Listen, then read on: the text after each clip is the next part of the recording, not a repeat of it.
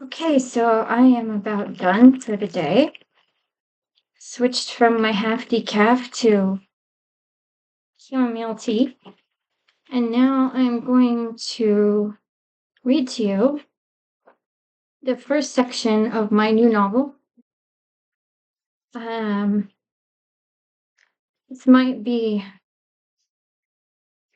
difficult to believe, but everything that I could hope to write in my lifetime in terms of fiction, I conceived of it in some really bare bones form between the ages of 11 and 18. And this novel, I would say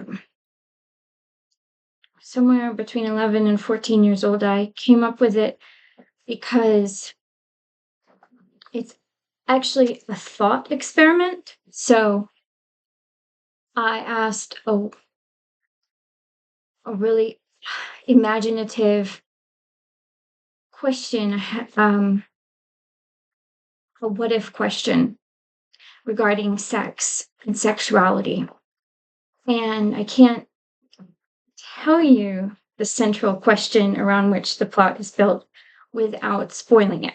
So, um, without further ado, the novel is called Janus, Janus,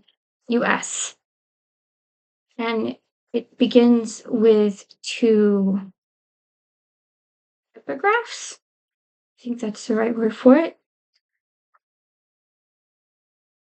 Often, I think we are all Indians here, in as much danger of losing our land as the Sioux of 100 years ago.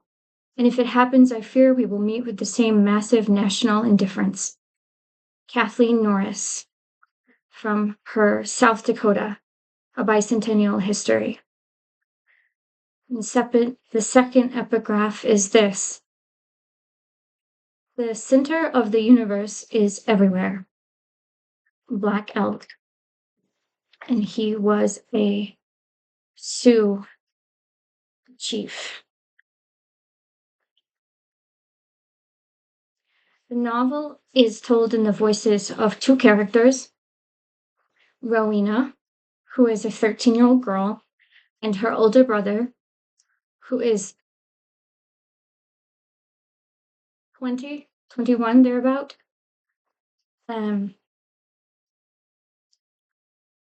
So the first section is belonging to Rowena. Used to be, if you were the daughter of a god, your dad could turn you into a tree to prevent some other god or man from raping you. Better safe than sorry, knock on wood.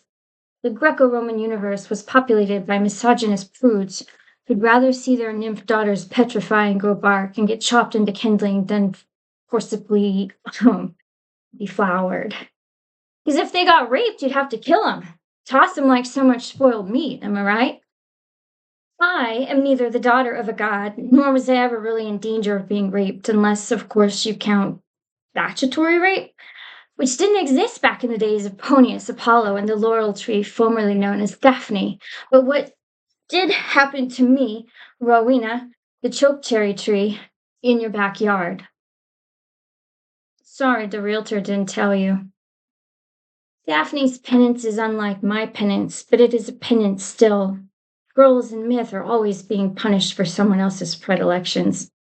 Daphne ended up an evergreen, gnarly trunk twisted like a pre-Raphaelite dress, limbs splayed like hands in protest against the sky. Literally the universal sign for no, don't please. The shape of a laurel tree just screams of something gorgeous about to be defiled. Waxy leaves, that color of old school tattoos. After I learned the myth of Daphne and Apollo, whenever I saw a picture of a laurel tree, I imagined someone running panicked down a hallway in a Victorian nightgown with a lit candelabra. Cue impending disaster music. But Ficus carpenitida, aka Indian laurel fig, aka Daphne, my virginal forerunner, only grows in U.S. Department of Agricultural Zones 9 through 11. Whereas if you piss off some cosmic agent and you happen to be a South Dakota girl, oh ye of plant hardiness zones 3B to 5A, you could end up as moi, a choke cherry, a squatting foo dog among more stately elms and white oak trees. Cast off and fattish, you will bloom dark purple leaves bedecked with clusters of bright green pods. I was a goth Wiccan chick before I changed from corpse to tree. I used to wear choker necklaces. I think I am to the landscape what that cliched accessory was to my old outfits. You think you want the simple life until you actually get it. You think you want to feel rooted. At least I did. I was trying to save our house when I died. Well, the goddess either has a twisted sense of humor or a touch of Asperger's because reincarnation is a lot more literal than I bargained for. Maybe it's some statement about my unvirginal state, this inversion of leaf and berry colors. I didn't die with my hymen intact, and now I've got these globes like unripe coffee beans set in patches of what looks like from a distance to be fuchsia, but up close is more dark and indefinite and oriental, like my Urban Decay duochrome lipstick, like pussy smuggled out of the global south, the delicate nether foliage of a Muslim child bride. This is my slut song. We used to chant in the bathroom before a rave, a rehash of Rachel Platten's Go Girl anthem. Okay, that's anachronism. I was already a tree when that song came out, and I was never that popular. But I can pretend. I have all day to pretend, matter of fact. Or to ponder things I can no longer do anything about. Life after death isn't an oxymoron. It's a paradox. More accurately, immortality is. Imagine a page that keeps expanding until you can't see the edges. Styx is not a river with points A and B. It's an ocean, oblivion. You are still you, but you are also not just you anymore. The most generative thing in the universe is, are you ready for it? Lack. Whole, WHOLE, and whole, HOLE, are only a letter apart. Imagine a spider that is also a god, and being immortal, this spider has no need to eat. The spider builds a web anyway. Why? Because that's what spiders do, you say? No. This small g arachnid god does not build a web because it is exercising its essential nature, because it is a small unit in something larger. The spider builds a web because it is lonely, and dare I say, bored. What everyone misses about personal afterlife paradigms is how reflective they are of uniquely human traits that are rooted in life experience, and how death renders them immediately irrelevant. Also, how all those personality traits really coalesce around the one thing that after death no longer applies: power. Your orientation to it, how much you desire it, what you are willing to do to get it or keep it, how lazy or industrious you are in pursuit of it. Attachment makes up the edges of the cosmological page. Where and what you are in the afterlife depends on how much of those attitudes towards attachment remain. The more of it you have, the smaller the page gets. Sometimes I think I did not really die, that this is all a dream contained in some inexplicably long sleep. But a dream you cannot wake up from is not a dream at all, nor is it a nightmare. It's a relentless process of becoming not perfect, but rather ignorant in some cosmic original sense. I don't want to be ignorant of self. I don't want to dissolve into eternity. So sometimes I go out looking for my body. It is a constant process of centering and recentering. You become a planchette in the ether. Then I remember the circumstances of my dying, and I snap back from my peregrinations and into this wooden form.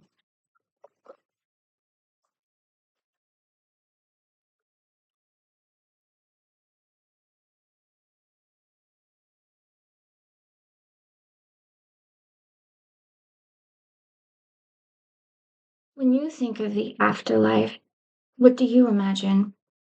What words do you use? Liberation, consciousness, unity, eternal wandering, a spiritual superhighway, a network, ancestors? Or do you, like most Westerners, think of punishments and rewards? A mind reading Sky Daddy? Total nakedness under his wrathful gaze? A trial? A reckoning? Debits and credits? Sulfur and brimstone if you're bad, sweet cotton candy cloud banks if you're good. Buffets of ambrosia and nectar served up by nymphs or cherubs. Existential room service? Maybe you've been wronged, in which case you'll get stuck on the trial thing. You'll position yourself as the prosecutor, not the suspect. You'll want to call witnesses if you're an industrious type. But most of us aren't. Most of us are lazy and addicted to convenience. We want revenge to be the main course, not the garnish. And we want to see fresh steam coming off it, hot enough to scald. Sometimes in life, when someone was mean to me, but there wasn't much I could do about it, I would mutter under my breath, "Your life review is going to suck." Outsourcing.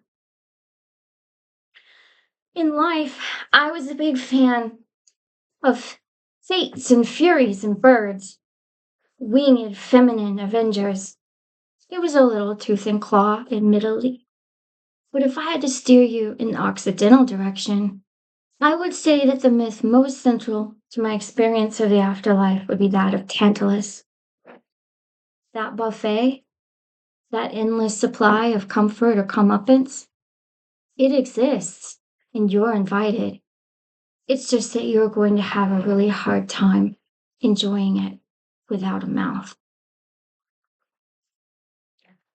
Maybe you fancy yourself a spiritual sophisticate, as I did. Maybe you're not the church going type. Maybe you traffic in self help circles and imported repackaged Eastern wisdom.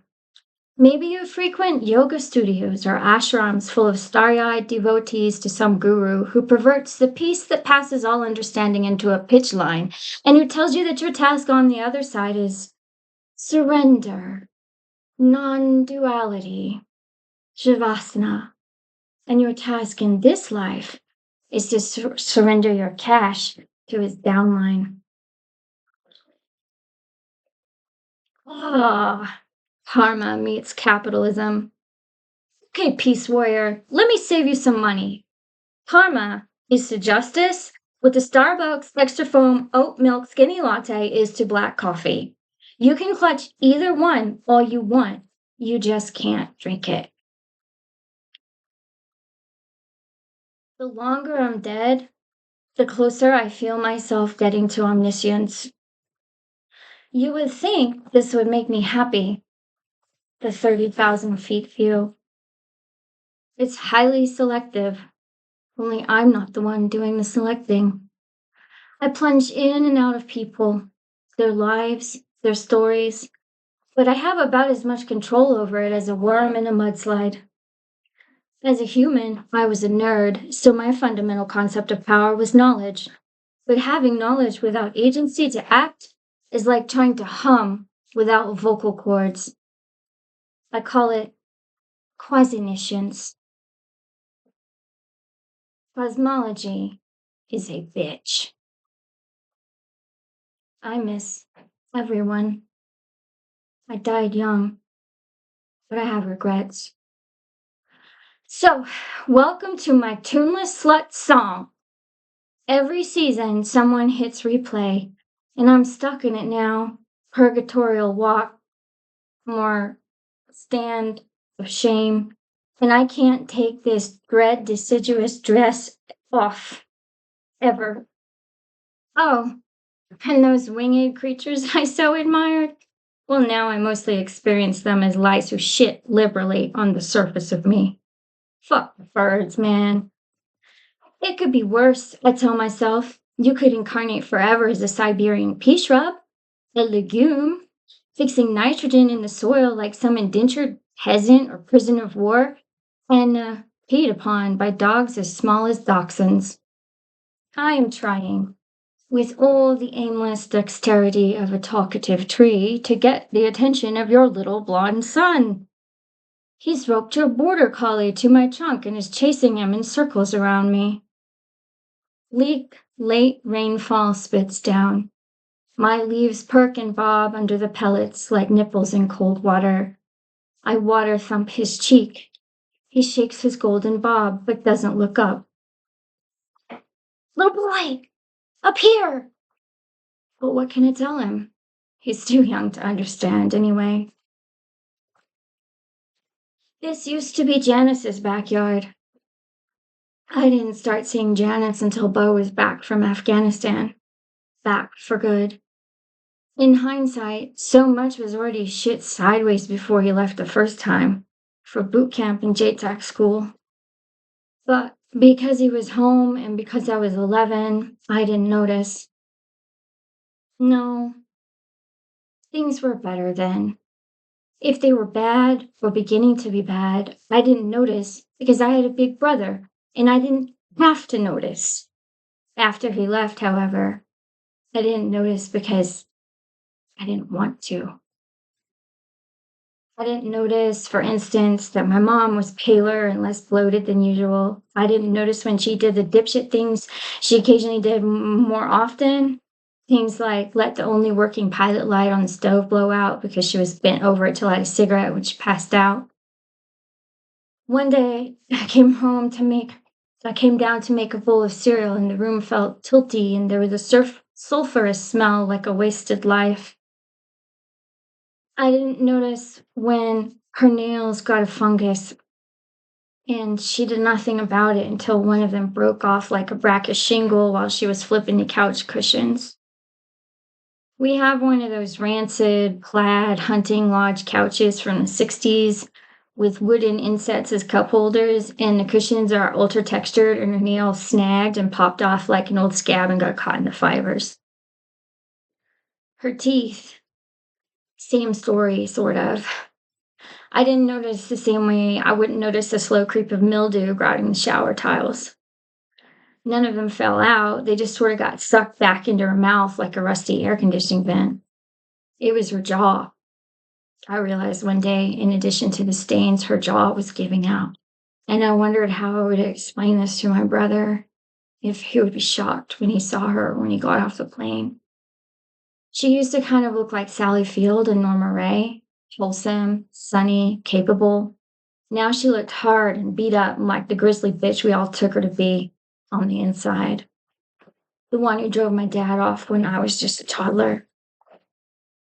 Chaos, at least in my family, is gradual. And that's probably why I didn't think about these things until close to the end of post deployment. Foreclosure, too, is gradual. I didn't tell Bo when he called home, when the notices started coming in tastefully salmon pink packets like sweepstakes or coupons, or when they turned from salmon pink to safety orange, neon through the plastic window. I thought Bo's military pay was covering it because that's what Mom said when the nursing home piss tested her and she got fired. I had gathered from listening to Bo and his brothers talk about it that everything military is a Kafkaesque switchback of red tape, extortionary delays, and paper crises. But I had figured that eventually Uncle Sam would unscrew his asshole and get us out of this clusterfuck with Santander. Puberty was another gradual I underwent while Bo was active duty. 13 is a far cry from almost 11. I know now I had problems with it. I was crying in bed a few days after he deployed for real, after after boot camp, after JTAC, missing him. And I distinctly remember rolling over onto my stomach and feeling a pain, a tender pinch on my right side. I rolled back over and lifted up my shirt, and that right nipple was like a bottom lip that had just taken a punch, all wobbly and wilted. And I was horrified for some reason. It was just that side for about a month, and then the left swelled and caught up. Then the punches kept coming. This weird, crusty mucus like evaporated milk on my panties, crutches, cooler boobs, then cramps, the period, and some eerily synergistic mood swings between me and mom. Cheekbones. I got cheekbones. Maybe I missed Bo so badly I had wanted to stay the same for him to bring him back or freeze the time or make sure he would love me just as much. Or so that we could start all over where we left off with mom halfway sober. I'd been a freckled, curly haired, strawberry blonde tomboy when he left, but when I was 12, I dreaded my hair and pierced my nose and wore shawls, some homage to the Celtic mythology I was devouring. He'd been gone a year at that point. I added blue streaks and packed my new hive with silver bands and charms and ribbons and wires. Yes, even wires. I told myself I was blossoming, a metamorphosis like a butterfly. But my accessory choices were more like the reverse, a caterpillaring, spikes for earrings, black collar necklaces that made my neck look like someone had taken crafting scissors to it.